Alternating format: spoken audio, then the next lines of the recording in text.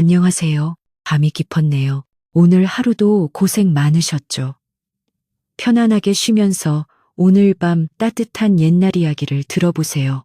옛날 옛적에 어느 한겨울 눈이 몹시 내리던 밤이었습니다. 매서운 바람이 기왓장을 울리고 한양에서도 이름난 민대감의 커다란 집은 그 위세만큼이나 차가운 공기로 가득 차 있었지요. 그 넓은 집에서도 가장 후미진 곳, 해가 잘 들지 않아 한낮에도 어둑한 별당에 한 처녀가 홀로 앉아 있었습니다. 그녀의 이름은 민서연.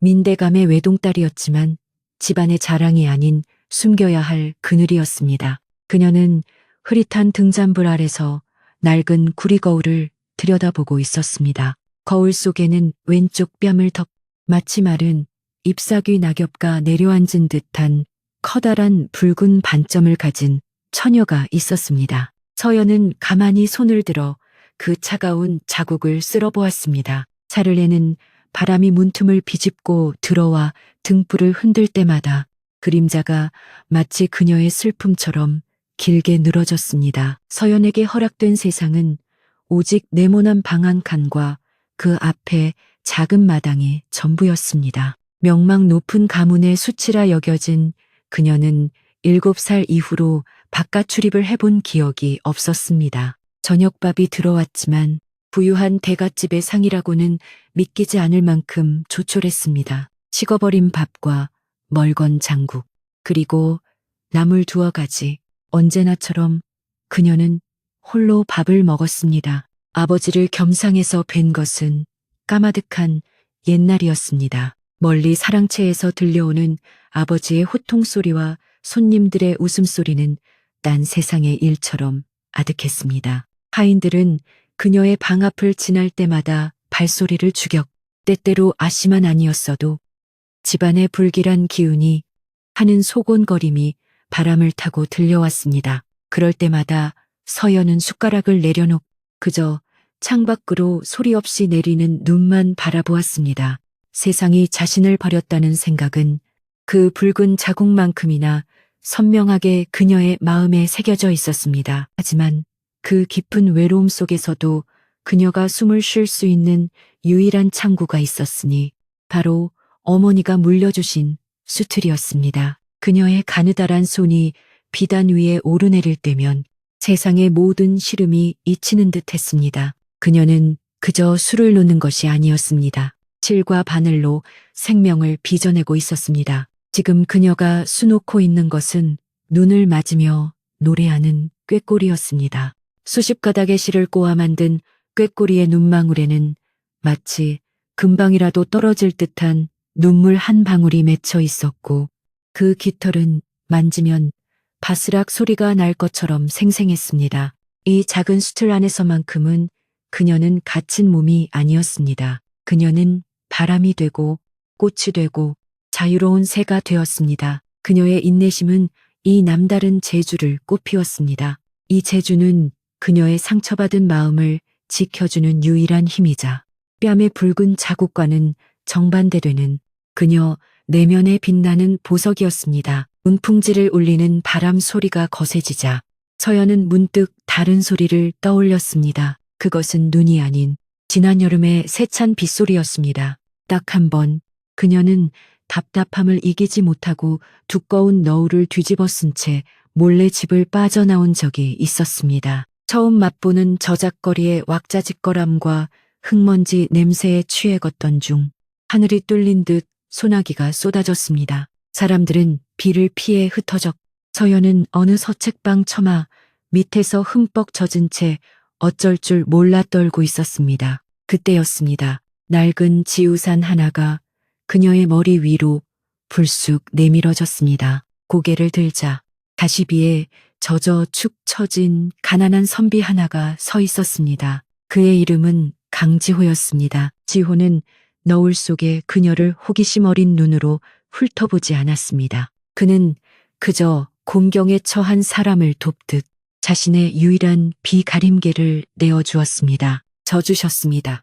이걸 쓰십시오. 그의 목소리는 빗소리 속에서도 맑고 따뜻했습니다. 우산을 받아들려던 서연의 손과 그의 손이 잠시 스쳤습니다. 책을 많이 읽어 거칠어진 그의 손은 이상하리만치 따뜻했습니다. 지호는 너울로 가려진 그녀의 얼굴이 아닌 오직 두려움에 떨고 있는 그녀의 눈을 바라보며 맑게 웃어 보였습니다. 그것은 서연이 태어나서 타인에게 받아본 첫 번째 순수한 친절이었습니다. 그날 이후 그들은 몰래 뒤뜰 대나무 숲에서 몇 번 더 만났습니다. 서연은 음식을 가져갔고 지호는 그녀에게 책을 읽어주며 담장 밖의 세상을 이야기해 주었습니다. 그 대나무 숲에서 지호는 바람에 너울이 벗겨져 드러난 그녀의 붉은 반점을 보고도 놀라지 않았습니다. 그는 오히려 가을이 그대 뺨에 가장 고운 단풍잎 하나를 남기고 간 듯하오 라고 말해 주었습니다.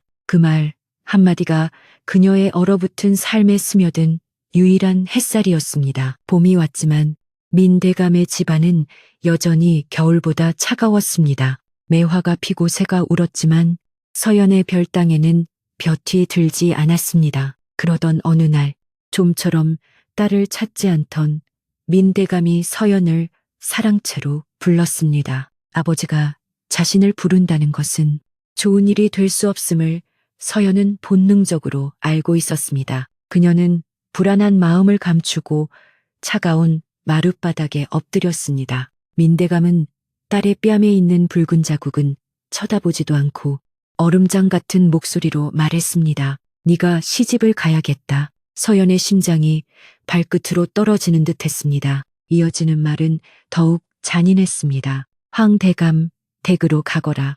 그것은 정식 부인이 아닌 나이 많고 성정이 포악하기로 이름난 황대감의 첩으로 가는 자리였습니다. 서연의 가슴이 쿵 하고 내려앉았습니다. 황대감은 사대부 집안의 딸을 들인다는 이름값을 원했.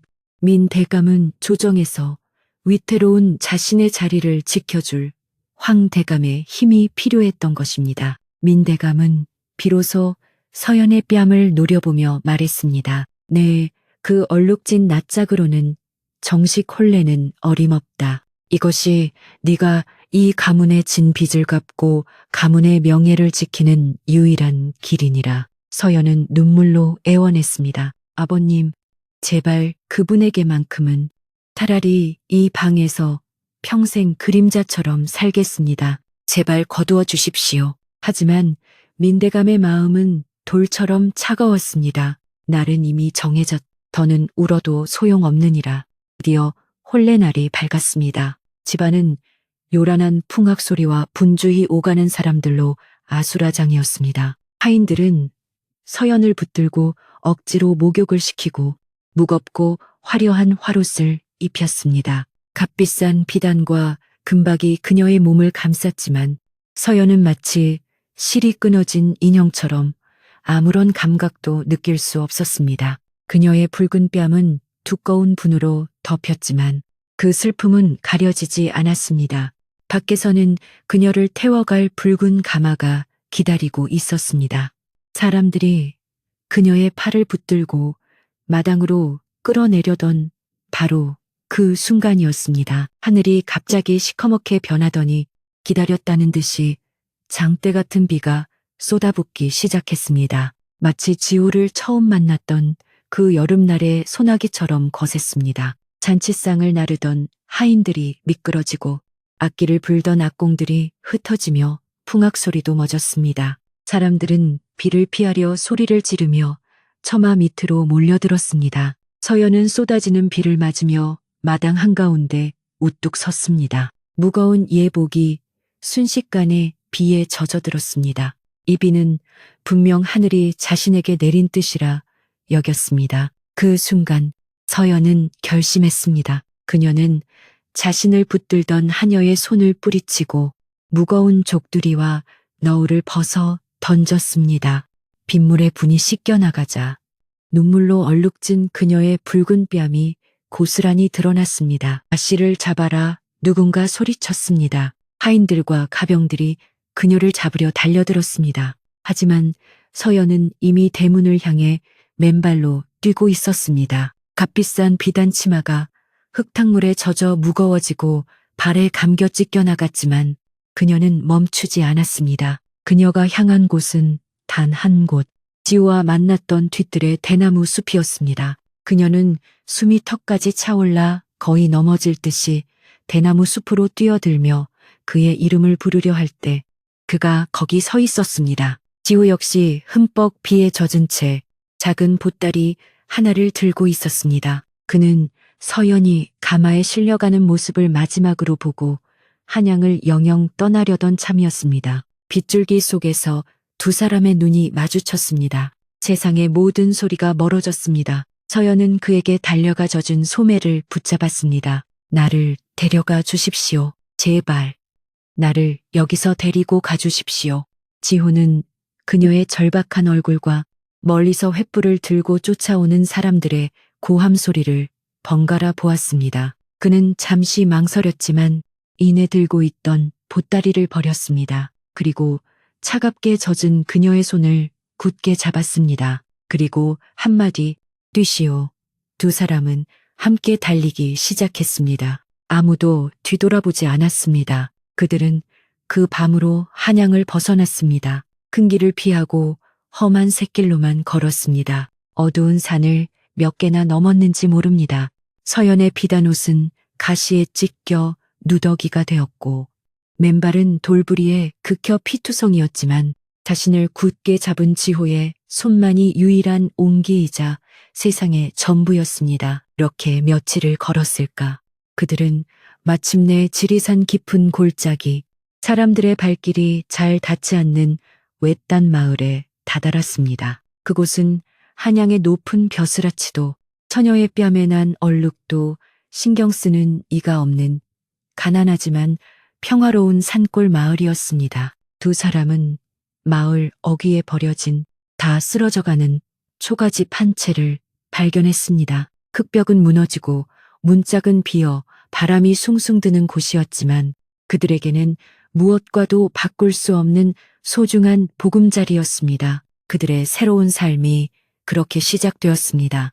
눅눅한 흙냄새와 멀건 된장국뿐인 가난한 살림이었지만 두 사람은 처음으로 밥을 함께 먹었습니다. 마주 잡은 두 손의 따뜻함이 그 어떤 비단 이불보다 아늑하게 방 안을 가득 채웠습니다. 계절이 몇 번이고 바뀌었습니다. 한양의 높은 담장 안에서 보던 하늘과 지리산 골짜기에서 보는 하늘은 그 빛깔부터 달랐습니다. 두 사람이 깃든 초가집은 여전히 남루했지만 이제는 그곳에 사람의 온기가 돌았습니다. 아침이면 지호가 지게를 지고 마른 나뭇가지를 주워 모아 서연은 물동이를 이고 샘터에 다녀왔습니다. 그들은 집 앞에 작은 밭을 일구어 감자와 옥수수를 심었습니다. 흙냄새와 땀냄새가 섞인 그들의 삶은 가난했지만 단 한 번도 불행하다고 느끼지 않았습니다. 서연은 더 이상 너울을 쓰지 않았습니다.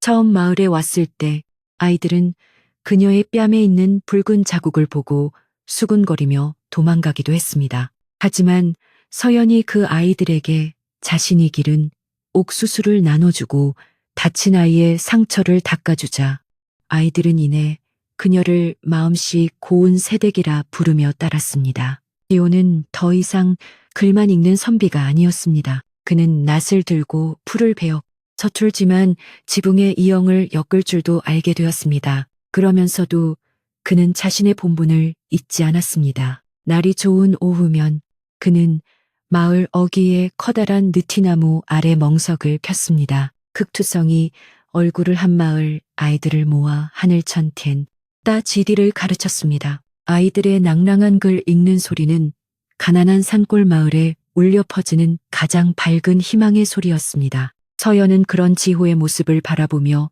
조용히 바느질을 했습니다. 그녀의 바늘 끝에서는 이제 한양에서의 슬픔이 아닌 산골짜기에 피어나는 들꽃과 맑은 시냇물이 피어났습니다. 그러던 어느 여름 마을에 큰 병이 돌았습니다. 어른아이 할 것 없이 열에 들떠 앓다가 하나둘씩 세상을 떠났습니다. 특히 마을 이장의 눈에 넣어도 아프지 않을 늦둥이 아들이 그만 병을 이기지 못하고 숨을 거두었습니다. 이장 아내의 곡소리가 밤낮으로 마을을 울렸습니다.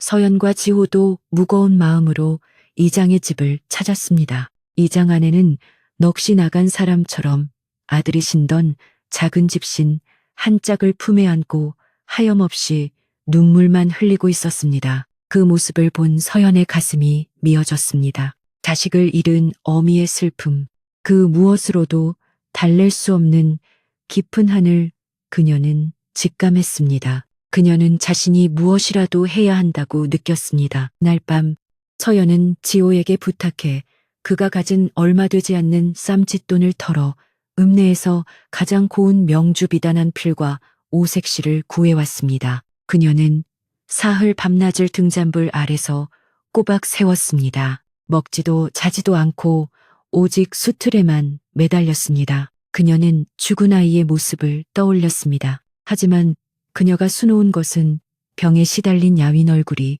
아니었습니다. 그것은 아이가 가장 건강하고 행복했던 어느 여름날의 모습이었습니다. 파란 하늘 아래 고추 잠자리를 쫓으며 해맑게 웃고 있는 아이. 수십 가닥의 실을 꼬아 만든 아이의 눈망울은 금방이라도 어머니 하고 부를 듯 생기가 돌았습니다. 서연은 완성된 술을 가지고 조용히 이장의 집을 다시 찾았습니다. 집신을 끌어안고 멍하니 앉아있던 이장 안에는 서연이 내민 비단을 받아들었습니다. 그리고 거기에 수놓아진 아들의 모습을 보는 순간 억눌렀던 울음을 터뜨렸습니다. 하지만 그것은 절망의 울음이 아니었습니다. 그녀는 비단 속에 아들을 쓰다듬고 또 쓰다듬으며 말했습니다. 아이고, 우리 아가가 돌아왔구나.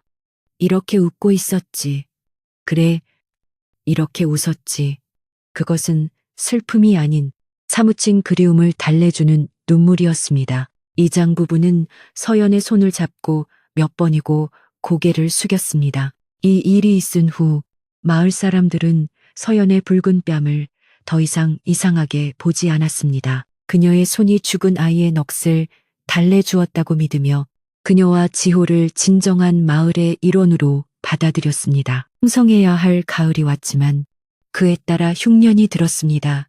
가뭄의 곡식은 제대로 여물지 못해 사람들의 시름은 깊어졌습니다. 엎친 데 덮친 격으로 고을에서 세금을 거두러 내려온 아전이 마을에 들이닥쳤습니다. 그는 본래 욕심이 많고 성정이 포악하기로 소문난 자였습니다. 그는 텅 빈 곳간을 보고도 눈 하나 깜짝하지 않고 정해진 양의 세곡을 내놓으라 으름장을 놓았습니다. 이장이 마을 사정을 이야기하며 눈물로 호소했지만 아전은 코웃음만 쳤습니다. 그때 마을 사람들과 함께 서 있던 지호가 앞으로 나섰습니다. 나리, 백성이 있어야 나라도 있는 법. 흉년의 세금을 감하는 것은 아전이 지호의 말을 끊고 그를 위아래로 훑어보았습니다. 웬 놈이냐, 갓은 삐뚤어지고 옷은 남루하니 필시 도망친 종이 선비로구나. 아전은 지호의 희고 고운 손을 비웃으며 조롱했습니다. 이런 글쟁이가 농사꾼들 사이에 껴서 훈계를 하려들어.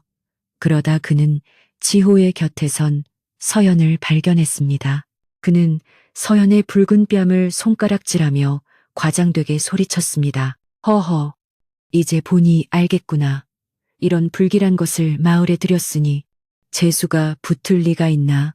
당장 저것들을 내쫓지 못할까. 지호는 분노로 얼굴이 붉어졌습니다. 그가 아전의 무례함을 꾸짖으려 입을 여는 순간이었습니다. 서연이 조용히 지호의 앞을 막아섰습니다. 모두가 놀라 그녀를 바라보았습니다. 한양에서 아버지의 호통 한마디에도 숨죽여야 했던 그녀가 아니었습니다. 그녀는 두려움 없이 아전의 눈을 똑바로 바라보았습니다. 그녀의 눈은 아전의 거만함 뒤에 숨은 초조함, 그리고 그의 어깨에 걸쳐진 해진 관복깃을 놓치지 않았습니다. 서연은 차분하지만 힘있는 목소리로 말했습니다.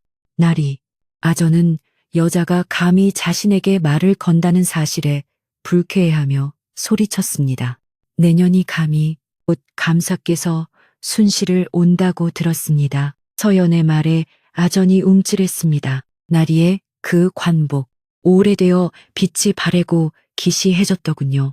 감사 어른을 뵙기에 송구하지 않으십니까? 아전의 얼굴이 불그락불그락했습니다. 감히 일개 여인이 자신의 체면을 건드린 것입니다. 서연은 말을 이었습니다. 제가 나리에 새 관복에 학을 한 마리 올려드리지요. 금방이라도 날아오를 듯 생생한 학을 말입니다. 그것을 입고 나가시면 감사께서도 나리의 위엄을 달리 보실 것입니다. 아전은 순간 할 말을 잃었습니다. 그는 죽은 아이를 수로 살려냈다는 영험한 손에 대한 소문을 떠올렸습니다. 아전의 눈이 탐욕으로 번들거렸습니다. 그는 헛기침을 하며 물었습니다. 그래서 무얼 바라는 것이냐? 서연은 망설임 없이 답했습니다. 그 대가로 올해 이 마을의 세금을 절반만 거두어 가십시오. 그리고 다시는 이 마을 사람들을 함부로 대하지 않겠다고 약조해 주십시오. 아전은 잠시 고민했습니다. 흉년이라 어차피 다 거두기도 힘들 터 믿지는 장사는 아니었습니다. 게다가 감사에 눈에 들 수 있는 기회였습니다. 그는 침을 꿀꺽 삼키며 고개를 끄덕였습니다. 좋다, 허나 약조한 대로 하기사라.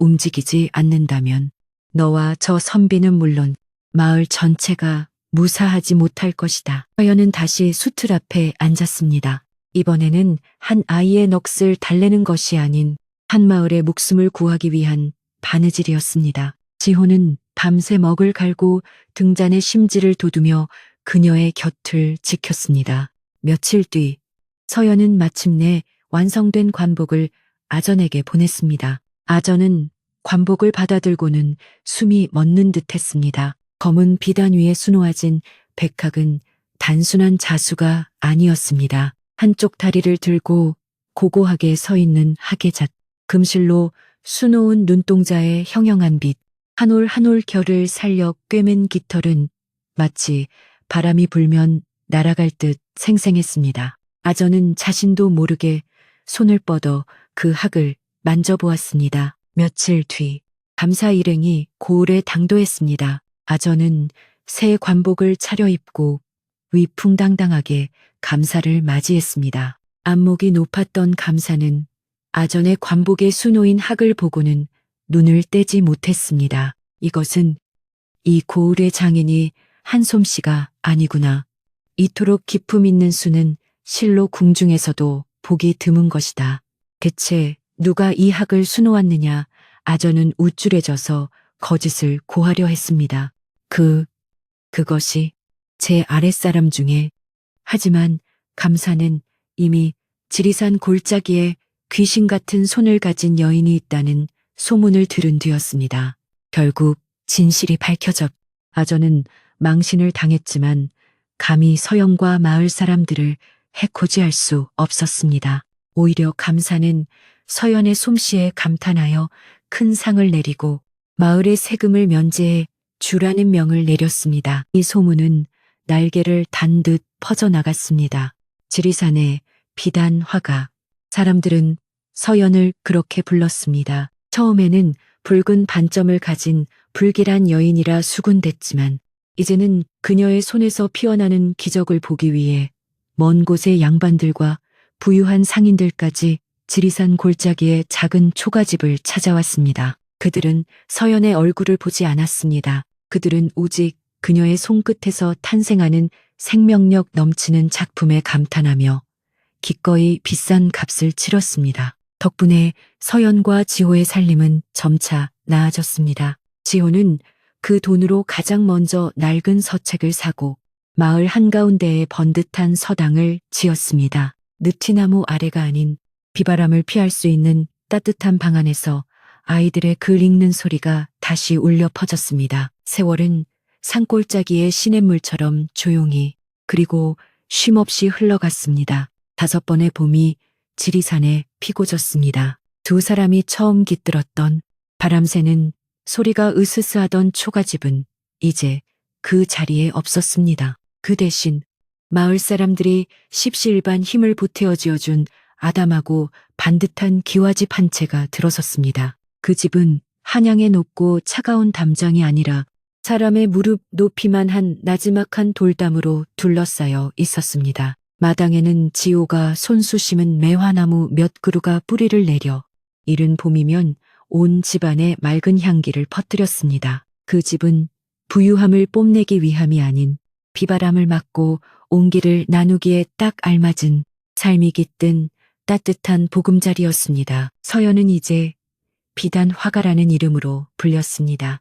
그녀의 솜씨는 산을 넘어 바다 건너까지 알려졌지만 그녀는 결코 자신의 재주를 재물을 쌓는 데 쓰지 않았습니다. 그녀의 솜씨는 다른 이들을 돕는 손길이 되었습니다. 해가 잘 드는 넓은 마루는 그녀의 일터이자 배움터였습니다. 그곳에는 남편을 잃고 홀로 된 아낙네들, 가난하여 혼처를 구하지 못한 처녀들이 모여들었습니다. 그들은 서연에게서 반을 잡는 법과 실 고르는 법을 배웠습니다. 처음에는 먹고 살 길이 막막하여 찾아왔던 그들이었지만 이내 자신의 손끝에서 피어나는 꽃과 새를 보며 잃어버렸던 웃음을 되찾았습니다. 그 마루방은 서연이 갇혀 지내던 한양의 어두운 별당과는 모든 것이 달랐습니다. 그곳에는 침묵과 외로움 대신 두런두런 이야기꽃을 피우는 아낙네들의 목소리와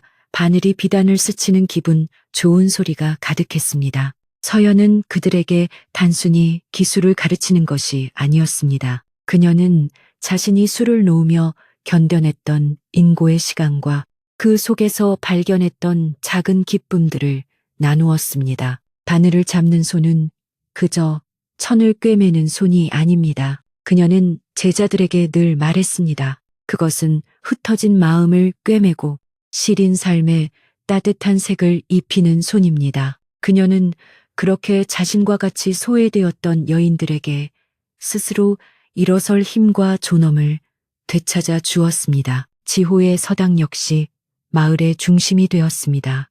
그의 서당에서는 글줄이나 외워 벼슬길에 오르려는 욕심이 아닌 삶을 살아가는데 필요한 지혜를 가르쳤습니다. 아이들은 천자문을 배우는 틈틈이 지호가 들려주는 예시하기와 세상 돌아가는 이치에 귀를 기울였습니다. 지호는 글을 모르는 마을 어른들을 위해 편지를 대신 써주기도 하고 덜기를 헤아려 농사지을 때를 알려주기도 했습니다. 그는 더 이상 책 속에 갇힌 유약한 선비가 아니었습니다. 그는 땀 흘려 일하는 사람들의 삶 속에 깊이 뿌리내린 모두가 기대고 의지하는 든든한 나무가 되어 있었습니다. 그렇게 평화로운 나날이 이어지던 어느 늦가을 한양에서 온 보부상 하나가 수소문 끝에 두 사람의 기와집을 찾아왔습니다. 그는 고을 장터에서 우연히 서연의 수 조각을 보고는 그 솜씨에 반해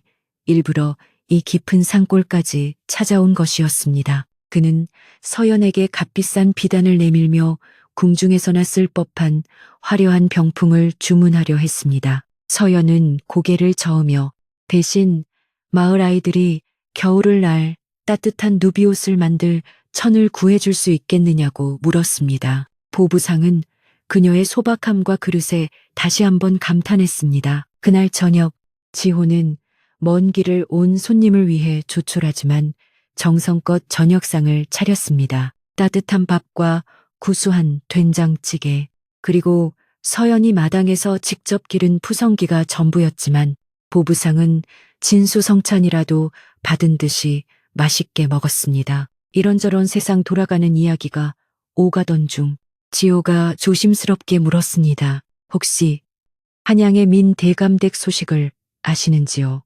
보부상은 숟가락을 놓고 잠시 망설였습니다. 그는 지호와 서연의 사연을 어렴풋이 짐작하고 있었습니다. 이미 오래전 이야기입니다만 보부상이 입을 열었습니다. 민대감댁은 여지없이 무너졌습니다. 그가 들려준 이야기는 이러했습니다. 딸이 홀레날 도망친 것에 대한 모욕감과 분노에 휩싸인 황대감이 그 안갚음을 잊지 않았던 것입니다. 그는 자신의 힘을 이용해 민대감이 과거에 저질렀던 작은 비리들을 들추어냈습니다. 한때 민대감의 발치에 엎드려 아부하던 이들은 순식간에 등을 돌려 결국 민대감은 모든 벼슬과 재산을 빼앗기고 한양에서 쫓겨나는 신세가 되었다고 했습니다. 보부상은 씁쓸한 표정으로 말을 이었습니다.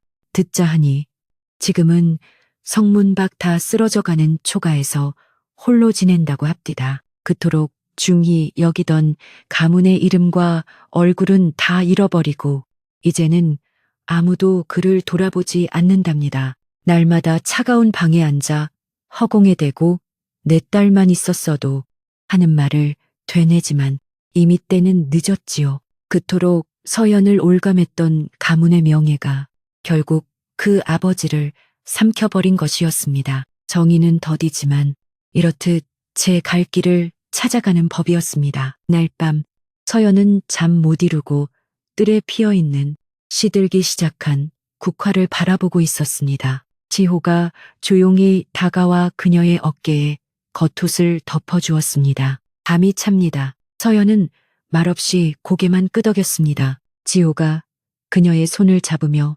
물었습니다. 마음이 편치 않으십니까? 서연은 한참 만에 입을 열었습니다. 그분을 용서할 수는 없습니다. 하지만 기쁘지도 않네요. 그녀의 목소리는 젖어 있었습니다. 저는 그 높고 차가운 집에서 도망쳤습니다. 하지만 그분은 결국 그 텅 빈 집에 갇히셨군요. 제 뺨에 이 자국을 그토록 부끄러워하셨던 그분이 이제는 세상의 웃음거리가 되셨다니 참으로 가혹하고 무서운 일입니다. 지호는 아무 말 없이 그녀를 안아주었습니다. 서연은 더 이상 아버지를 원망하지 않았습니다. 그저 이름이라는 허울에 갇혀 정작 소중한 것이 무엇인지 평생 깨닫지 못한 한 늙은이를 가엾게 여길 뿐이었습니다. 그녀의 마음은 지리산의 품처럼 깊고 너그러워져 있었습니다. 그날의 눈물은 과거의 상처를 씻어내고 그녀의 삶을 온전히 받아들이게 하는 마지막 통과 의례와도 같았습니다. 시간이 흘러 다시 따뜻한 봄이 찾아왔습니다. 마당의 매화나무는 꽃잎을 떨구고 푸른 열매를 맺기 시작했습니다. 저녁 연기가 마을 곳곳에서 피어오르는 평화로운 시간이었습니다. 서연과 지호는 툇마루에 나란히 앉아 지는 해가 산등성이를 붉게 물들이는 것을 바라보고 있었습니다. 멀리 서당에서는 마지막까지 남아 그를 익히던 아이들이 왁자지껄 떠들며 집으로 돌아가고 있었습니다. 지호가 읽고 있던 책을 덮고는 서연의 손을 가만히 잡았습니다. 서연은 문득 손을 들어 자신의 왼쪽 뺨을 쓸어보았습니다. 한때는 거울을 볼 때마다 저주처럼 지워버리고 싶었던 그 붉은 자국. 하지만 이제 그녀는 그 자국을 부끄러워하지 않았습니다. 그것은 더 이상 수치의 낙인이 아니었습니다. 그것은 자신을 올가매던 운명에서 벗어나기 위해 비를 맞으며 달렸던 용기의 표식이었고 지호를 만나 새로운 삶을 꽃피우게 한 씨앗이었습니다. 그녀는 자신을 바라보는 지호를 향해 맑게 웃어 보였습니다. 그때였습니다. 방문이 드르륵 열리더니 4살배기 작은 여자아이가 아장아장 걸어 나왔습니다. 봄에 태어났다고 하여 봄이라고 이름 지은 2사람의 눈에 넣어도 아프지 않을 딸이었습니다. 아이는 서연이 만들어준 작은 색실 주머니를 손에 꼭 쥐고 있었습니다. 어머니, 아버님, 이것 보세요. 나비가 앉았어요. 아이는 마당에 핀 민들레꽃을 꺾어 주머니에 꽂아놓고는 그것이 나비라고 제잘거렸습니다. 부미는 툇마루로 올라와 서연의 무릎에 폭 안겼습니다. 그리고는 작은 고사리 손을 뻗어 서연의 뺨에 있는 붉은 자국을 조심스럽게 만졌습니다. 어머니 얼굴에는 예쁜 나무잎이 있어요. 아이의 눈에는 그것이 흉터가 아닌 그저 세상에 하나뿐인 어머니의 모습일 뿐이었습니다. 서연은 아이를 꼭 끌어안으며 속삭였습니다. 그래, 우리 봄이 말이 맞네. 이 나무잎이 어머니를 우리 아가에게 데려다 주었단다. 지호는 그런 아내와 딸의 모습을 따뜻한 눈길로 바라보며 자신의 손을 2사람의 손 위에 가만히 포겠습니다. 작은 기와집의 등불이 켜지고 세 식구의 행복한 웃음소리가 돌담을 넘어 퍼져나갔습니다. 밖에는 맑은 달빛이 5해 전 그들이 처음 터를 잡았던 그 땅 위로, 그리고 용기를 내어 자신의 삶을 찾아낸 모든 이들 위로 고요하고 평등하게 쏟아지고 있었습니다. 안녕하세요. 밤이 깊었네요. 오늘 하루도 고생 많으셨죠? 편안하게 쉬면서 오늘 밤 따뜻한 옛날 이야기를 들어보세요. 옛날 옛적에 어느 한겨울 눈이 몹시 내리던 밤이었습니다. 매서운 바람이 기왓장을 울리고 한양에서도 이름난 민대감의 커다란 집은 그 위세만큼이나 차가운 공기로 가득 차 있었지요. 그 넓은 집에서도 가장 후미진 곳, 해가 잘 들지 않아 한낮에도 어둑한 별당에 한 처녀가 홀로 앉아 있었습니다. 그녀의 이름은 민서연, 민대감의 외동딸이었지만 집안의 자랑이 아닌 숨겨야 할 그늘이었습니다. 그녀는 흐릿한 등잔불 아래서 낡은 구리거울을 들여다보고 있었습니다. 거울 속에는 왼쪽 뺨을 마치 마른 잎사귀 낙엽가 내려앉은 듯한 커다란 붉은 반점을 가진 처녀가 있었습니다. 서연은 가만히 손을 들어 그 차가운 자국을 쓸어보았습니다. 사를내는 바람이 문틈을 비집고 들어와 등불을 흔들 때마다 그림자가 마치 그녀의 슬픔처럼 길게 늘어졌습니다. 서연에게 허락된 세상은 오직 네모난 방 한 칸과 그 앞에 작은 마당이 전부였습니다. 명망 높은 가문의 수치라 여겨진 그녀는 7살 이후로 바깥 출입을 해본 기억이 없었습니다. 저녁밥이 들어왔지만 부유한 대갓집의 상이라고는 믿기지 않을 만큼 조촐했습니다. 식어버린 밥과 멀건 장국, 그리고 나물 2가지. 언제나처럼 그녀는 홀로 밥을 먹었습니다. 아버지를 겸상해서 뵌 것은 까마득한 옛날이었습니다. 멀리 사랑채에서 들려오는 아버지의 호통 소리와 손님들의 웃음소리는 딴 세상의 일처럼 아득했습니다. 하인들은 그녀의 방 앞을 지날 때마다 발소리를 때때로 아씨만 아니었어도 집안의 불길한 기운이 하는 소곤거림이 바람을 타고 들려왔습니다. 그럴 때마다 서연은 숟가락을 내려놓고 그저 창밖으로 소리 없이 내리는 눈만 바라보았습니다. 세상이 자신을 버렸다는 생각은 그 붉은 자국만큼이나 선명하게 그녀의 마음에 새겨져 있었습니다. 하지만 그 깊은 외로움 속에서도 그녀가 숨을 쉴 수 있는 유일한 창구가 있었으니 바로 어머니가 물려주신 수틀이었습니다. 그녀의 가느다란 손이 비단 위에 오르내릴 때면 세상의 모든 시름이 잊히는 듯 했습니다. 그녀는 그저 술을 놓는 것이 아니었습니다. 실과 바늘로 생명을 빚어내고 있었습니다. 지금 그녀가 수놓고 있는 것은 눈을 맞으며 노래하는 꾀꼬리였습니다. 수십 가닥의 실을 꼬아 만든 꾀꼬리의 눈망울에는 마치 금방이라도 떨어질 듯한 눈물 한 방울이 맺혀 있었고 그 깃털은 만지면 바스락 소리가 날 것처럼 생생했습니다. 이 작은 수틀 안에서만큼은 그녀는 갇힌 몸이 아니었습니다. 그녀는 바람이 되고 꽃이 되고 자유로운 새가 되었습니다. 그녀의 인내심은 이 남다른 재주를 꽃피웠습니다.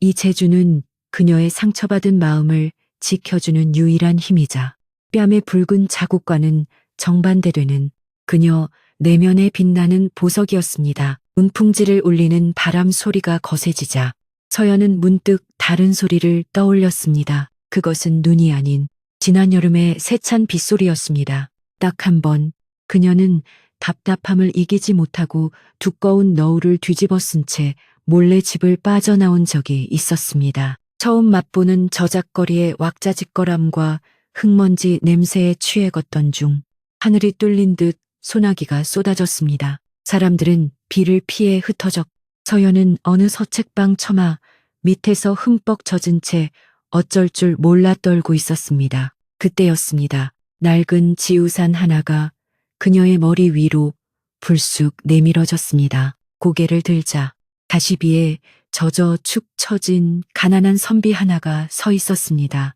그의 이름은 강지호였습니다. 지호는 너울 속에 그녀를 호기심 어린 눈으로 훑어보지 않았습니다. 그는 그저 곤경에 처한 사람을 돕듯 자신의 유일한 비가림개를 내어주었습니다. 져주셨습니다. 이걸 쓰십시오. 그의 목소리는 빗소리 속에서도 맑고 따뜻했습니다. 우산을 받아들려던 서연의 손과 그의 손이 잠시 스쳤습니다. 책을 많이 읽어 거칠어진 그의 손은 이상하리만치 따뜻했습니다. 지호는 너울로 가려진 그녀의 얼굴이 아닌 오직 두려움에 떨고 있는 그녀의 눈을 바라보며 맑게 웃어 보였습니다. 그것은 서연이 태어나서 타인에게 받아본 첫 번째 순수한 친절이었습니다. 그날 이후 그들은 몰래 뒤뜰 대나무 숲에서 몇 번 더 만났습니다. 서연은 음식을 가져갔고 지호는 그녀에게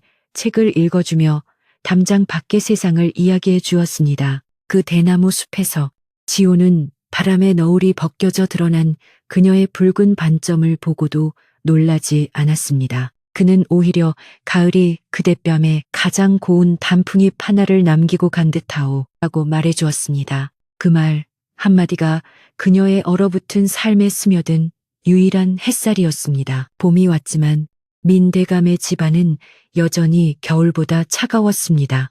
매화가 피고 새가 울었지만 서연의 별땅에는 볕이 들지 않았습니다. 그러던 어느 날 좀처럼 딸을 찾지 않던 민대감이 서연을 사랑채로 불렀습니다. 아버지가 자신을 부른다는 것은 좋은 일이 될 수 없음을 서연은 본능적으로 알고 있었습니다. 그녀는 불안한 마음을 감추고 차가운 마룻바닥에 엎드렸습니다. 민대감은 딸의 뺨에 있는 붉은 자국은 쳐다보지도 않고 얼음장 같은 목소리로 말했습니다. 네가 시집을 가야겠다. 서연의 심장이 발끝으로 떨어지는 듯 했습니다. 이어지는 말은 더욱 잔인했습니다. 황대감 댁으로 가거라.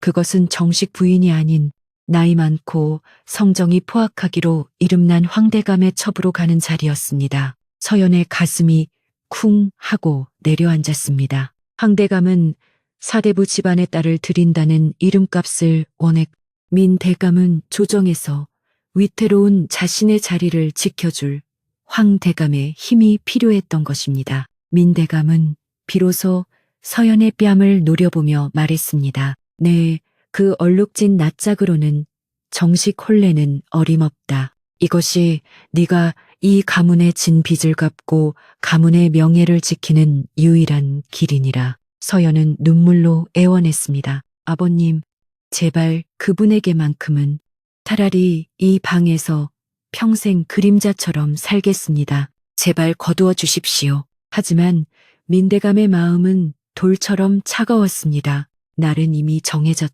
더는 울어도 소용없느니라.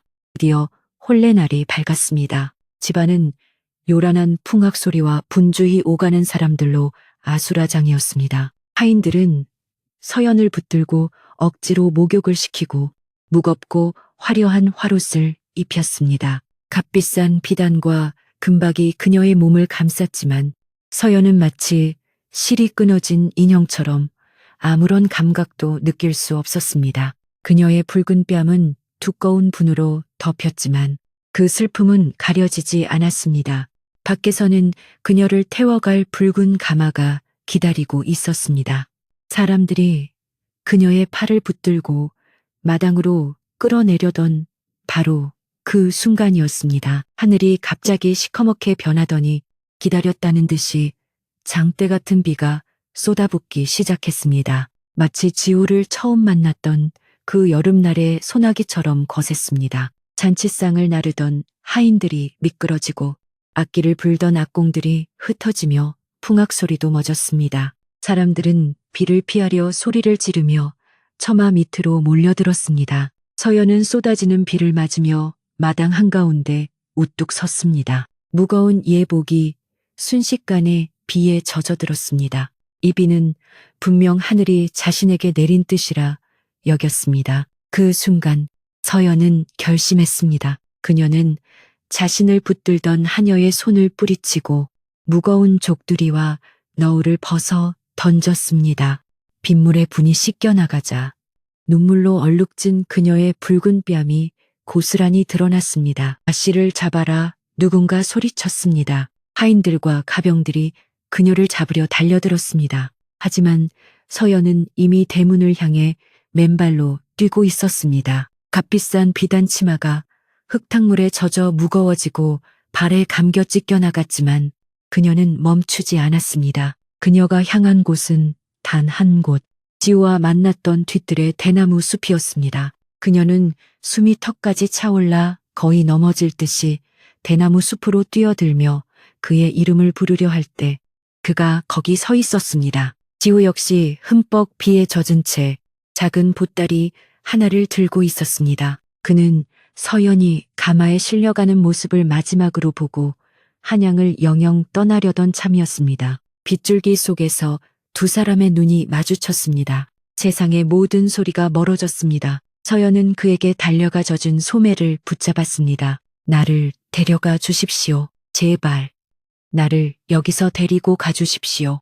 지호는 그녀의 절박한 얼굴과 멀리서 횃불을 들고 쫓아오는 사람들의 고함 소리를 번갈아 보았습니다. 그는 잠시 망설였지만 이내 들고 있던 보따리를 버렸습니다. 그리고 차갑게 젖은 그녀의 손을 굳게 잡았습니다. 그리고 한마디 뛰시오.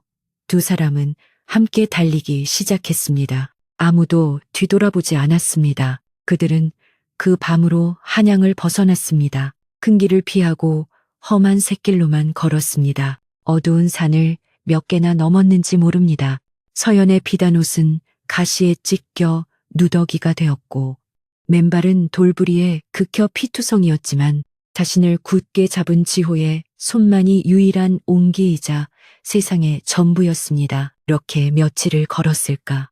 그들은 마침내 지리산 깊은 골짜기, 사람들의 발길이 잘 닿지 않는 외딴 마을에 다다랐습니다. 그곳은 한양의 높은 벼슬아치도 처녀의 뺨에 난 얼룩도 신경 쓰는 이가 없는 가난하지만 평화로운 산골 마을이었습니다. 두 사람은 마을 어귀에 버려진 다 쓰러져가는 초가집 한 채를 발견했습니다. 흙벽은 무너지고 문짝은 비어 바람이 숭숭 드는 곳이었지만 그들에게는 무엇과도 바꿀 수 없는 소중한 보금자리였습니다. 그들의 새로운 삶이 그렇게 시작되었습니다.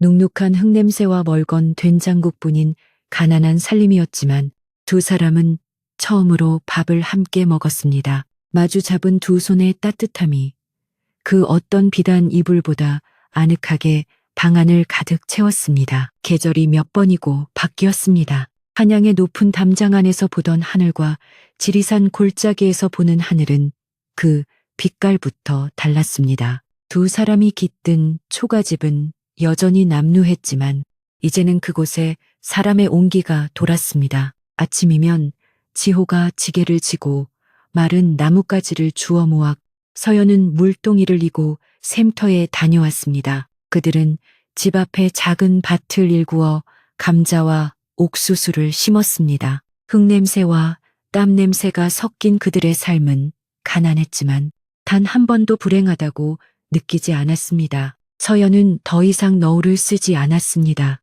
처음 마을에 왔을 때 아이들은 그녀의 뺨에 있는 붉은 자국을 보고 수군거리며 도망가기도 했습니다. 하지만 서연이 그 아이들에게 자신이 기른 옥수수를 나눠주고 다친 아이의 상처를 닦아주자 아이들은 이내 그녀를 마음씨 고운 새댁이라 부르며 따랐습니다. 지호는 더 이상 글만 읽는 선비가 아니었습니다. 그는 낫을 들고 풀을 베어 서툴지만 지붕의 이형을 엮을 줄도 알게 되었습니다. 그러면서도 그는 자신의 본분을 잊지 않았습니다. 날이 좋은 오후면 그는 마을 어귀의 커다란 느티나무 아래 멍석을 폈습니다. 극투성이 얼굴을 한 마을 아이들을 모아 하늘천 텐 따지디를 가르쳤습니다. 아이들의 낭랑한 글 읽는 소리는 가난한 산골 마을에 울려 퍼지는 가장 밝은 희망의 소리였습니다. 서연은 그런 지호의 모습을 바라보며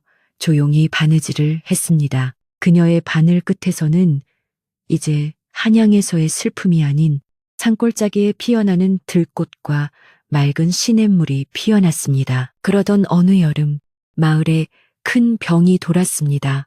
어른아이 할 것 없이 열에 들떠 앓다가 하나둘씩 세상을 떠났습니다. 특히 마을 이장의 눈에 넣어도 아프지 않을 늦둥이 아들이 그만 병을 이기지 못하고 숨을 거두었습니다. 이장 아내의 곡소리가 밤낮으로 마을을 울렸습니다. 서연과 지호도 무거운 마음으로 이장의 집을 찾았습니다. 이장 아내는 넋이 나간 사람처럼 아들이 신던 작은 집신 한 짝을 품에 안고 하염없이 눈물만 흘리고 있었습니다. 그 모습을 본 서연의 가슴이 미어졌습니다. 자식을 잃은 어미의 슬픔, 그 무엇으로도 달랠 수 없는 깊은 한을 그녀는 직감했습니다. 그녀는 자신이 무엇이라도 해야 한다고 느꼈습니다. 날 밤 서연은 지호에게 부탁해 그가 가진 얼마 되지 않는 쌈짓돈을 털어 읍내에서 가장 고운 명주 비단한 필과 오색실을 구해왔습니다. 그녀는 사흘 밤낮을 등잔불 아래서 꼬박 세웠습니다. 먹지도 자지도 않고 오직 수틀에만 매달렸습니다. 그녀는 죽은 아이의 모습을 떠올렸습니다. 하지만 그녀가 수놓은 것은 병에 시달린 야윈 얼굴이 아니었습니다. 그것은 아이가 가장 건강하고 행복했던 어느 여름날의 모습이었습니다. 파란 하늘 아래 고추 잠자리를 쫓으며 해맑게 웃고 있는 아이. 수십 가닥의 실을 꼬아 만든 아이의 눈망울은 금방이라도 어머니 하고 부를 듯 생기가 돌았습니다. 서연은 완성된 술을 가지고 조용히 이장의 집을 다시 찾았습니다. 집신을 끌어안고 멍하니 앉아있던 이장 아내는 서연이 내민 비단을 받아들었습니다. 그리고 거기에 수놓아진 아들의 모습을 보는 순간 억눌렀던 울음을 터뜨렸습니다. 하지만 그것은 절망의 울음이 아니었습니다. 그녀는 비단 속에 아들을 쓰다듬고 또 쓰다듬으며 말했습니다. 아이고, 우리 아가가 돌아왔구나. 이렇게 웃고 있었지. 그래, 이렇게 웃었지. 그것은 슬픔이 아닌 사무친 그리움을 달래주는 눈물이었습니다. 이장 부부는 서연의 손을 잡고 몇 번이고 고개를 숙였습니다. 이 일이 있은 후 마을 사람들은 서연의 붉은 뺨을 더 이상 이상하게 보지 않았습니다. 그녀의 손이 죽은 아이의 넋을 달래주었다고 믿으며 그녀와 지호를 진정한 마을의 일원으로 받아들였습니다. 풍성해야 할 가을이 왔지만 그에 따라 흉년이 들었습니다. 가뭄의 곡식은 제대로 여물지 못해 사람들의 시름은 깊어졌습니다. 엎친 데 덮친 격으로 고을에서 세금을 거두러 내려온 아전이 마을에 들이닥쳤습니다. 그는 본래 욕심이 많고 성정이 포악하기로 소문난 자였습니다. 그는 텅 빈 곳간을 보고도 눈 하나 깜짝하지 않고 정해진 양의 세곡을 내놓으라 으름장을 놓았습니다. 이장이 마을 사정을 이야기하며 눈물로 호소했지만 아전은 코웃음만 쳤습니다. 그때 마을 사람들과 함께 서 있던 지호가 앞으로 나섰습니다. 나리, 백성이 있어야 나라도 있는 법. 흉년의 세금을 감하는 것은 아전이 지호의 말을 끊고 그를 위아래로 훑어보았습니다. 웬 놈이냐, 갓은 삐뚤어지고 옷은 남루하니 필시 도망친 종이 선비로구나. 아전은 지호의 희고 고운 손을 비웃으며 조롱했습니다. 이런 글쟁이가 농사꾼들 사이에 껴서 훈계를 하려들어 그러다 그는 지호의 곁에 선 서연을 발견했습니다. 그는 서연의 붉은 뺨을 손가락질하며 과장되게 소리쳤습니다. 허허, 이제 보니 알겠구나. 이런 불길한 것을 마을에 들였으니 재수가 붙을 리가 있나. 당장 저것들을 내쫓지 못할까. 지호는 분노로 얼굴이 붉어졌습니다. 그가 아전의 무례함을 꾸짖으려 입을 여는 순간이었습니다. 서연이 조용히 지호의 앞을 막아섰습니다. 모두가 놀라 그녀를 바라보았습니다. 한양에서 아버지의 호통 한마디에도 숨죽여야 했던 그녀가 아니었습니다. 그녀는 두려움 없이 아전의 눈을 똑바로 바라보았습니다. 그녀의 눈은 아전의 거만함 뒤에 숨은 초조함, 그리고 그의 어깨에 걸쳐진 해진 관복깃을 놓치지 않았습니다. 서연은 차분하지만 힘있는 목소리로 말했습니다. 나리, 아전은 여자가 감히 자신에게 말을 건다는 사실에 불쾌해하며 소리쳤습니다. 내년이 감히 곧 감사께서 순시를 온다고 들었습니다. 서연의 말에 아전이 움찔했습니다. 나리의 그 관복, 오래되어 빛이 바래고 기시해졌더군요. 감사 어른을 뵙기에 송구하지 않으십니까? 아전의 얼굴이 불그락불그락했습니다. 감히 일개 여인이 자신의 체면을 건드린 것입니다. 서연은 말을 이었습니다. 제가 나리의 새 관복에 학을 한 마리 올려드리지요. 금방이라도 날아오를 듯 생생한 학을 말입니다. 그것을 입고 나가시면 감사께서도 나리의 위엄을 달리 보실 것입니다. 아전은 순간 할 말을 잃었습니다. 그는 죽은 아이를 수로 살려냈다는 영험한 손에 대한 소문을 떠올렸습니다. 아전의 눈이 탐욕으로 번들거렸습니다. 그는 헛기침을 하며 물었습니다. 그래서 무얼 바라는 것이냐? 서연은 망설임 없이 답했습니다. 그 대가로 올해 이 마을의 세금을 절반만 거두어 가십시오. 그리고 다시는 이 마을 사람들을 함부로 대하지 않겠다고 약조해 주십시오. 아전은 잠시 고민했습니다. 흉년이라 어차피 다 거두기도 힘들 터 믿지는 장사는 아니었습니다. 게다가 감사에 눈에 들 수 있는 기회였습니다. 그는 침을 꿀꺽 삼키며 고개를 끄덕였습니다. 좋다, 허나 약조한 대로 하기사라. 움직이지 않는다면 너와 저 선비는 물론 마을 전체가 무사하지 못할 것이다. 서연은 다시 수틀 앞에 앉았습니다. 이번에는 한 아이의 넋을 달래는 것이 아닌 한 마을의 목숨을 구하기 위한 바느질이었습니다. 지호는 밤새 먹을 갈고 등잔에 심지를 돋우며 그녀의 곁을 지켰습니다. 며칠 뒤 서연은 마침내 완성된 관복을 아전에게 보냈습니다. 아전은 관복을 받아들고는 숨이 멎는 듯 했습니다. 검은 비단 위에 수놓아진 백학은 단순한 자수가 아니었습니다. 한쪽 다리를 들고 고고하게 서 있는 하계잣, 금실로 수놓은 눈동자의 형형한 빛, 한 올 한 올 결을 살려 꿰맨 깃털은 마치 바람이 불면 날아갈 듯 생생했습니다. 아전은 자신도 모르게 손을 뻗어 그 학을 만져보았습니다. 며칠 뒤 감사 일행이 고을에 당도했습니다. 아전은 새 관복을 차려입고 위풍당당하게 감사를 맞이했습니다. 안목이 높았던 감사는 아전의 관복에 수놓인 학을 보고는 눈을 떼지 못했습니다. 이것은 이 고을의 장인이 한 솜씨가 아니구나. 이토록 기품 있는 수는 실로 궁중에서도 보기 드문 것이다. 대체 누가 이 학을 수놓았느냐? 아전은 우쭐해져서 거짓을 고하려 했습니다. 그것이 제 아랫사람 중에.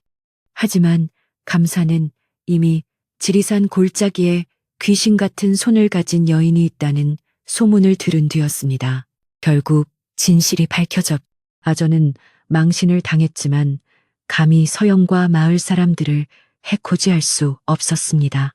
오히려 감사는 서연의 솜씨에 감탄하여 큰 상을 내리고 마을의 세금을 면제해 주라는 명을 내렸습니다. 이 소문은 날개를 단 듯 퍼져나갔습니다. 지리산의 비단 화가.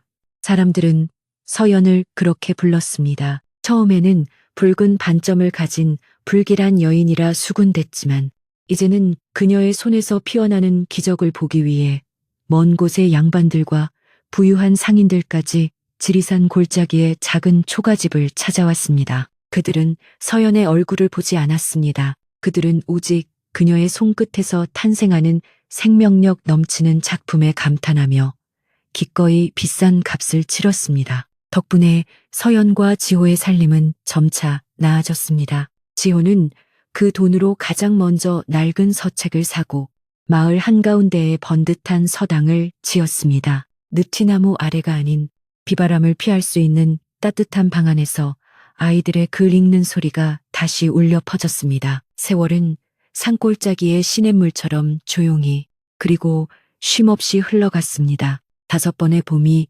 지리산에 피고 졌습니다. 두 사람이 처음 깃들었던 바람새는 소리가 으스스하던 초가집은 이제 그 자리에 없었습니다. 그 대신 마을 사람들이 십시일반 힘을 보태어 지어준 아담하고 반듯한 기와집 한 채가 들어섰습니다. 그 집은 한양의 높고 차가운 담장이 아니라 사람의 무릎 높이만 한 나지막한 돌담으로 둘러싸여 있었습니다. 마당에는 지호가 손수 심은 매화나무 몇 그루가 뿌리를 내려 이른 봄이면 온 집안에 맑은 향기를 퍼뜨렸습니다. 그 집은 부유함을 뽐내기 위함이 아닌 비바람을 맞고 온기를 나누기에 딱 알맞은 삶이 깃든 따뜻한 보금자리였습니다. 서연은 이제 비단 화가라는 이름으로 불렸습니다.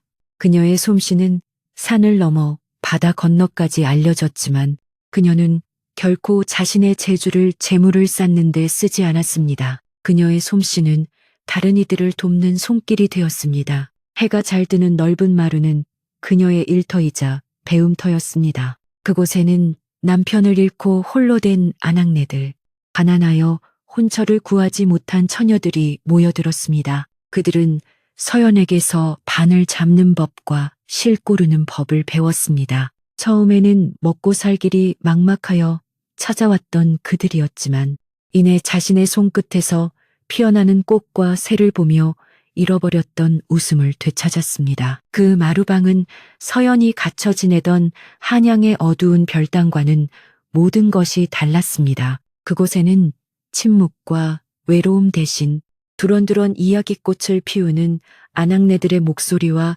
바늘이 비단을 스치는 기분 좋은 소리가 가득했습니다. 서연은 그들에게 단순히 기술을 가르치는 것이 아니었습니다. 그녀는 자신이 술을 놓으며 견뎌냈던 인고의 시간과 그 속에서 발견했던 작은 기쁨들을 나누었습니다. 바늘을 잡는 손은 그저 천을 꿰매는 손이 아닙니다. 그녀는 제자들에게 늘 말했습니다. 그것은 흩어진 마음을 꿰매고 시린 삶에 따뜻한 색을 입히는 손입니다. 그녀는 그렇게 자신과 같이 소외되었던 여인들에게 스스로 일어설 힘과 존엄을 되찾아 주었습니다. 지호의 서당 역시 마을의 중심이 되었습니다.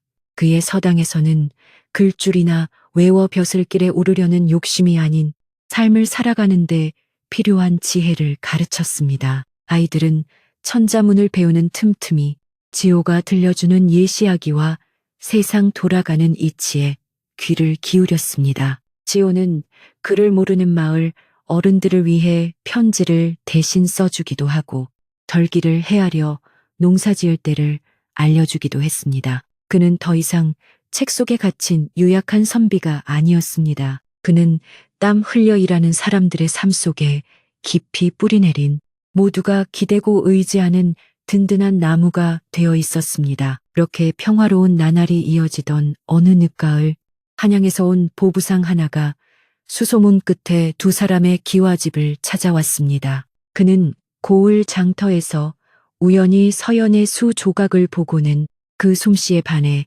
일부러 이 깊은 산골까지 찾아온 것이었습니다. 그는 서연에게 값비싼 비단을 내밀며 궁중에서나 쓸 법한 화려한 병풍을 주문하려 했습니다. 서연은 고개를 저으며 대신 마을 아이들이 겨울을 날 따뜻한 누비옷을 만들 천을 구해줄 수 있겠느냐고 물었습니다. 보부상은 그녀의 소박함과 그릇에 다시 한번 감탄했습니다. 그날 저녁 지호는 먼 길을 온 손님을 위해 조촐하지만 정성껏 저녁상을 차렸습니다. 따뜻한 밥과 구수한 된장찌개, 그리고 서연이 마당에서 직접 기른 푸성기가 전부였지만 보부상은 진수성찬이라도 받은 듯이 맛있게 먹었습니다. 이런저런 세상 돌아가는 이야기가 오가던 중 지호가 조심스럽게 물었습니다. 혹시 한양의 민 대감댁 소식을 아시는지요? 보부상은 숟가락을 놓고 잠시 망설였습니다. 그는 지호와 서연의 사연을 어렴풋이 짐작하고 있었습니다. 이미 오래전 이야기입니다만 보부상이 입을 열었습니다. 민 대감댁은 여지없이 무너졌습니다. 그가 들려준 이야기는 이러했습니다. 딸이 홀레날 도망친 것에 대한 모욕감과 분노에 휩싸인 황대감이 그 안가품을 잊지 않았던 것입니다. 그는 자신의 힘을 이용해 민대감이 과거에 저질렀던 작은 비리들을 들추어냈습니다. 한때 민대감의 발치에 엎드려 아부하던 이들은 순식간에 등을 돌려 결국 민대감은 모든 벼슬과 재산을 빼앗기고 한양에서 쫓겨나는 신세가 되었다고 했습니다. 보부상은 씁쓸한 표정으로 말을 이었습니다. 듣자 하니 지금은 성문 밖 다 쓰러져가는 초가에서 홀로 지낸다고 합디다. 그토록 중히 여기던 가문의 이름과 얼굴은 다 잃어버리고 이제는 아무도 그를 돌아보지 않는답니다. 날마다 차가운 방에 앉아 허공에 대고 내 딸만 있었어도 하는 말을 되뇌지만 이미 때는 늦었지요. 그토록 서연을 올감했던 가문의 명예가 결국 그 아버지를 삼켜버린 것이었습니다. 정의는 더디지만 이렇듯 제 갈 길을 찾아가는 법이었습니다. 날 밤 서연은 잠 못 이루고 뜰에 피어있는 시들기 시작한 국화를 바라보고 있었습니다. 지호가 조용히 다가와 그녀의 어깨에 겉옷을 덮어주었습니다. 밤이 찹니다. 서연은 말없이 고개만 끄덕였습니다. 지호가 그녀의 손을 잡으며 물었습니다. 마음이 편치 않으십니까?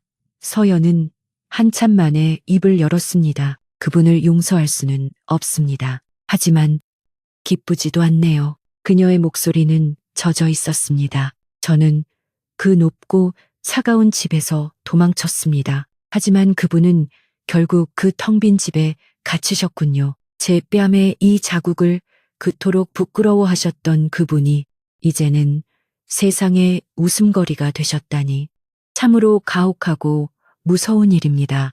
지호는 아무 말 없이 그녀를 안아주었습니다. 서연은 더 이상 아버지를 원망하지 않았습니다.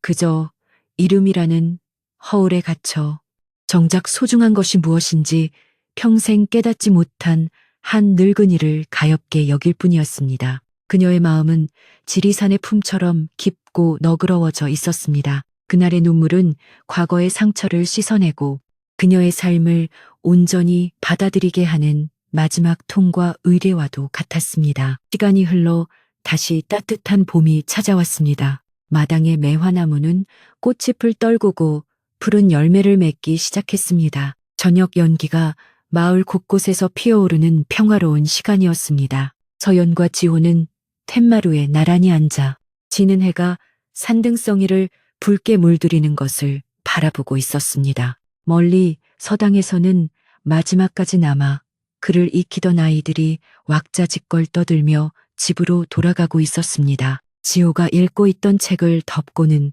서연의 손을 가만히 잡았습니다. 서연은 문득 손을 들어 자신의 왼쪽 뺨을 쓸어보았습니다. 한때는 거울을 볼 때마다 저주처럼 지워버리고 싶었던 그 붉은 자국. 하지만 이제 그녀는 그 자국을 부끄러워하지 않았습니다. 그것은 더 이상 수치의 낙인이 아니었습니다. 그것은 자신을 올가매던 운명에서 벗어나기 위해 비를 맞으며 달렸던 용기의 표식이었고 지호를 만나 새로운 삶을 꽃피우게 한 씨앗이었습니다. 그녀는 자신을 바라보는 지호를 향해 맑게 웃어 보였습니다. 그때였습니다. 방문이 드르륵 열리더니 4살배기 작은 여자아이가 아장아장 걸어 나왔습니다. 봄에 태어났다고 하여 봄이라고 이름 지은 2사람의 눈에 넣어도 아프지 않을 딸이었습니다. 아이는 서연이 만들어준 작은 색실 주머니를 손에 꼭 쥐고 있었습니다. 어머니, 아버님, 이것 보세요. 나비가 앉았어요. 아이는 마당에 핀 민들레꽃을 꺾어 주머니에 꽂아놓고는 그것이 나비라고 제잘거렸습니다. 부미는 툇마루로 올라와 서연의 무릎에 폭 안겼습니다. 그리고는 작은 고사리 손을 뻗어 서연의 뺨에 있는 붉은 자국을 조심스럽게 만졌습니다. 어머니 얼굴에는 예쁜 나무잎이 있어요. 아이의 눈에는 그것이 흉터가 아닌 그저 세상에 하나뿐인 어머니의 모습일 뿐이었습니다. 서연은 아이를 꼭 끌어안으며 속삭였습니다. 그래, 우리 봄이 말이 맞네. 이 나무잎이 어머니를 우리 아가에게 데려다 주었단다. 지호는 그런 아내와 딸의 모습을 따뜻한 눈길로 바라보며 자신의 손을 두 사람의 손 위에 가만히 포겠습니다. 작은 기와집의 등불이 켜지고 세 식구의 행복한 웃음소리가 돌담을 넘어 퍼져나갔습니다. 밖에는 맑은 달빛이 5해 전 그들이 처음 터를 잡았던 그 땅 위로, 그리고 용기를 내어 자신의 삶을 찾아낸 모든 이들 위로 고요하고 평등하게 쏟아지고 있었습니다.